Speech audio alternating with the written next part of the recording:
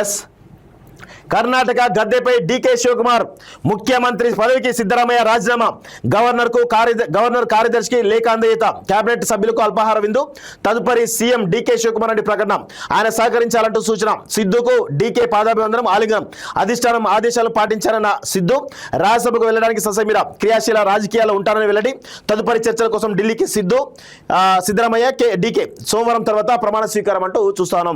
So Siddaramaiah కాళ్ళు మొక్కి ఆశీస్సులు తీసుకున్నటువంటి డీకే శివకుమార్ ఇప్పుడు కాంగ్రెస్ పార్టీ కర్ణాటకలో అధికారంలో ఉంది, తెలంగాణలో అధికారంలో ఉంది, కేరళలో అధికారంలో ఉంది.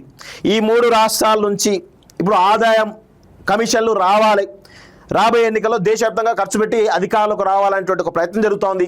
సో ఈ క్రమంలో భాగంగా కర్ణాటక ముఖ్యమంత్రిగా ఉన్నటువంటి సిద్ధరామయ్య ఆ యొక్క ఫండింగ్ తీసుకురాలేడు కాబట్టి ఇప్పుడు డీకే శివకుమార్ను సీఎంగా చేయడం ద్వారా ఈ కాంగ్రెస్ పార్టీ అధిష్టానానికి ఇటు తెలంగాణ నుంచి విపరీతమైనటువంటి ఫండ్స్ పోతాయి, ఇటు కర్ణాటక నుంచి విపరీతంగా ఫండ్స్ పోతాయి, ఇటు కేరళ నుంచి విపరీతంగా ఫండ్స్ పోతాయి.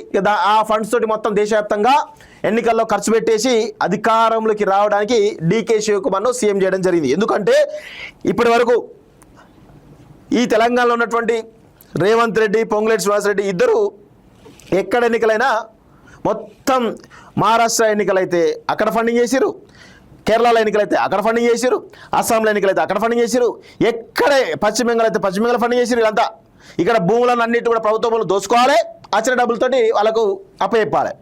గిది జరుగుతున్నటువంటి తంతు. సో ఇప్పుడు ఆల్రెడీ తెలంగాణ సంబంధించిన విషయంలో ఇక బాగా ఫండ్స్ ఇచ్చారు కదా, సరిపో మనకి అని చెప్పేసి ఇప్పుడు డీకే శివకుమార్ తీసుకొచ్చి, సిద్ధరామయ్య అంత పెద్ద ఫండింగ్ చేయలేడు. సో అప్పుడు అందుకే డీకే శివకుమార్ను సీఎం చేశారు. తద్వారా ఇక మొత్తం డబ్బులే డబ్బులు. ఎందుకంటే ఈ దేశంలో హైదరాబాద్ మహానగరం కానీ, ఇటు బెంగళూరు కానీ, కోయంబత్తూరు లాంటి సిటీలు కానీ ఈ దేశానికి మెట్రో సిటీస్ లాంటివి. సో ఈ సిటీస్లో ప్రధానంగా మీరు గమనించండి, ఈ సిటీస్లో ఆదాయం ఎక్కువ వస్తుంది, భూముల ధరలు ఎక్కువ ఉంటాయి, రకరకాల దందాలు చేయొచ్చు. సో అందుకే పెద్ద ఎత్తున రియల్ ఎస్టేట్ చేసుకున్నా లేకపోతే రకరకాల ఏదో ఉంటుంది కాబట్టి, ప్రభుత్వాలు ఉంటాయి కాబట్టి వాళ్ళకి ఇంకా ఈజీగా ఉంటుంది. సో ఆ విధంగా ఫండ్ రైజ్ చేయడానికి ప్రయత్నాల్లో భాగంగా డీకే శివకుమార్ని సీఎం చేస్తున్న విషయం గమనించాలి. ఇది పరిస్థితి జరుగుతూ ఉన్నది. సో కర్ణాటక ప్రభుత్వ నాయకత్వ మార్పుపై ఉత్కంఠకు తెరపడింది. సీఎం పదవి చేపట్టడానికి డీకే శివకుమార్కు లైన్ క్లియర్ అయింది. కాంగ్రెస్ అధిష్టానం ఆదేశాల మేరకు ముఖ్యమంత్రి పదవికి సిద్ధరామయ్య రాజీనామా చేశారు. మంత్రులతో కలిసి ఆయన గురువారం మధ్యాహ్నం లోక్ భవన్కు వెళ్లారు. గవర్నర్ దావర్ చంద్ గెహ్లాట్ అందుబాటులో లేని కారణంగా ఆయన ప్రత్యేక కార్యదర్శి ప్రభుశంకర్కు రాజీనామా లేఖలు సమర్పించారు. అధిష్టానం పిలుపు మేరకు 26వ తేదీన ఢిల్లీ వెళ్లిన సీఎం సిద్ధరామయ్య అక్కడ జరిగిన చర్చల అనంతరం రాజీనామాకు సిద్ధపడ్డారు. 2 రోజుల్లో రాజీనామా చేయాలని కాంగ్రెస్ అగ్రనేత రాహుల్ గాంధీ ఇచ్చిన ఆదేశాలు పాటించారు. తర్వాత బెంగళూరుకు తిరిగి వచ్చిన సిద్ధరామయ్య మంత్రులను గురువారం ఉదయం బ్రేక్ఫాస్ట్ కు ఆహ్వానించారు.